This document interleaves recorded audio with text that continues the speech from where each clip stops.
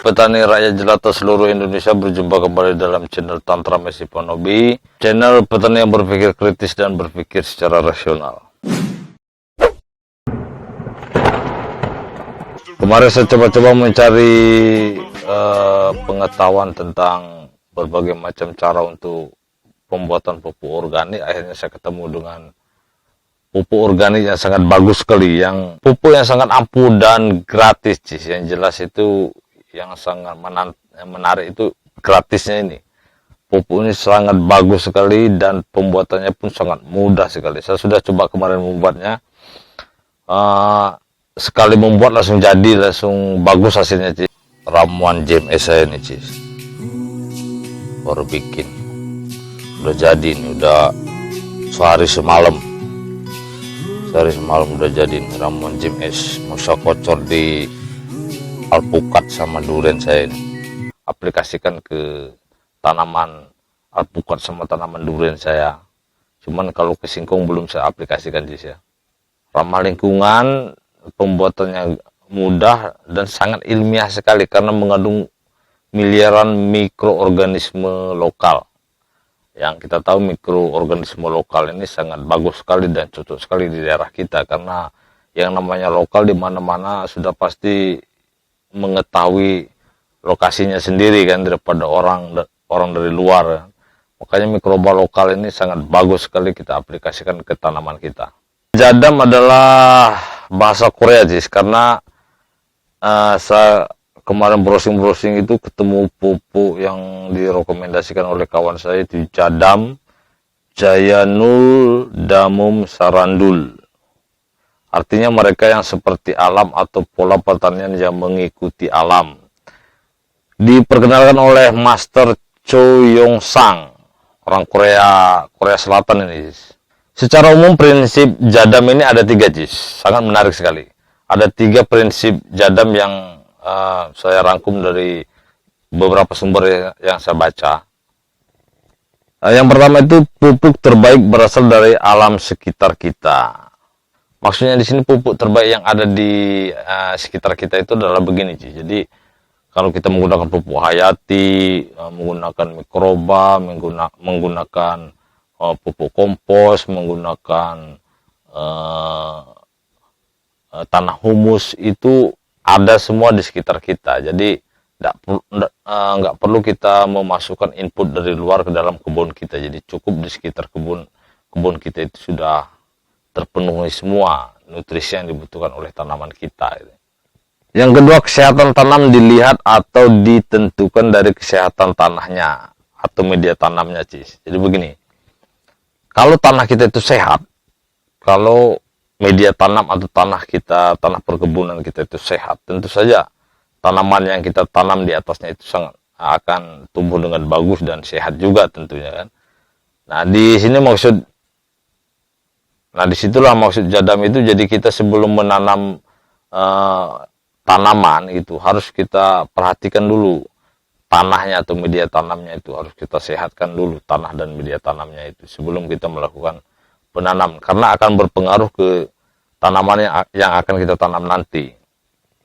Yang ketiga, selalu pertanyakan pada alam apa yang dilakukan oleh alam. Tanya, amati, dan tiru apa yang dilakukan oleh alam. Karena kadang-kadang intervensi manusia ini terhadap tanaman atau lahan pertanian kita itu terlalu berlebihan. Dan malahan hal ini yang menyebabkan tanaman kita menjadi malah kurang sehat gitu ya, Cis. Atau kita terlalu banyak ikut campur dalam memasukkan input dari luar ke dalam kebun kita, di dalam lahan pertanian kita. Jadi tanaman kita itu atau istilahnya itu tanaman kita itu jadi dibikin manja gitu ya, karena terlalu diberikan pupuk yang berlebihan gitu ya, input dari luar ini. Sebenarnya tanaman kita itu bisa bertahan sendiri, dia bisa menyesuaikan diri sendiri dengan lingkungan tanpa ada intervensi dari manusia. Maksud Jadam itu di sini. Seperti misalnya kita perhatikan di hutan gitu kan nggak ada campur tangan manusia atau intervensi manusia, tetap di hutan itu tanaman tetap subur. Pupuknya JMS Jadam Microbial Solution, mall minim modal sekali aplikasi. Jadam ini juga menerbitkan 2 buku Cis yang bisa kalian beli di online. Sangat bagus sekali, saya rekomendasikan buat kalian untuk menambah pengetahuan lah. Yang pertama itu Jadam ini mengeluarkan buku Jadam Organic Farming, dan yang kedua Jadam Organik untuk pestisida nabati. Apakah pupuk Jadam ini cocok dengan kondisi kita di Indonesia ini? Sedangkan Jadam ini kan orang Korea Selatan ya, orang Korea ya, yang dimana di situ ada beberapa musim, ada musim dinginnya. Jadi kalau kita kan negara tropis ini nggak ada musim dingin. Tapi beberapa video yang saya perhatikan di Indonesia ini udah banyak juga yang udah menggunakan cara Jadam ini, pupuk Jadam ini, dan ternyata memang ada yang berhasil menggunakannya cukup bagus gitu ya. Makanya saya juga tertarik dan mengajak kalian, memberitahu kalian itu untuk mencoba pupuk ini karena sangat murah dan saya pikir sangat masuk akal sekali pupuk Jadam ini. Jadi patut kita coba di lahan pertanian kita. Kalau cara pembuatan pupuknya ini sudah banyak di video-videonya di YouTube ya. Jadi saya tidak mau mengulang-ulang lagi, nanti saling tumpang tindih jadi penganunya videonya di YouTube itu udah banyak sekali video yang menjelaskan tentang cara pembuatan pupuk Jadam ini. Jadi kalian tinggal cari aja di channel-channel YouTube, itu banyak yang mentutorialkan cara pembuatan pupuk Jadam. Di sini saya cuma menambahkan kalau